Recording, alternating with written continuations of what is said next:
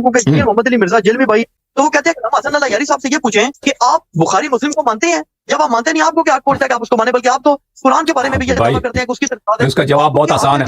आप जवाब बहुत आसान है। आप लोग जो शिया हदीस से कभी कभार इस्तेदलाल करते हो, एक शिया किताब में लिखा है कि उम्म कुलसूम की निकाह हुई है, मसला निकाह हुई है, तो क्या तुम पूरा शिया कुतुब को मानते हो? ये क्या बात हुई? मसलन हम नसारा से, यहूद से इस्तेदलाल करते हैं कि भाई देखो रसूलुल्लाह सल्लल्लाहु अलैहि वसल्लम की बशारत जो है तौरात इंजील में मौजूद है, वो क्या इस्तेदलाल कर सकते हैं कि तुम सारी तौरात को कबूल कर लो? हम नहीं कहते कि आपकी सब किताबें सब सही हैं। आपके किताब में वो बातें जो हमारे मजहब के मुवाफिक हैं, ये खूब सुन लें कि अहले बैत ताहिरीन अलैहिस्सलातु वस्सलाम का मजहब हक है और हक मुनहसर है सिर्फ अहले बैत ताहिरीन शिया इस्ना अशरी में। आपके कुतुब हदीस में वो अहादीस जो अहले बैत अलैहिस्सलातु वस्सलाम के मजहब के मुवाफिक है, वो हदीस सही है। वो अहादीस जो हमारे मजहब के मुवाफिक नहीं है, अहले बैत अलैहिस्सलाम के मुवाफिक नहीं है, हम उनसे इत्तेफाक करते हैं, बल्कि उनको बातिल समझते हैं। समझ में आई बात? किसी किताब में एक जुमला सही हो, उसका मतलब ये नहीं कि वो आखिर तक सही है। ये आप किसी शख्स से दुनिया में मुतालिबा नहीं कर सकते कि अगर वो किताब का एक जुमला, किताब के 2 जुमले, किताब के एक सफ़े से मुवाफिकत करे तो उसका मतलब है कि पूरी किताब मान ले। ये ना कोई अकली दलील है, ना उकलाई दलील है।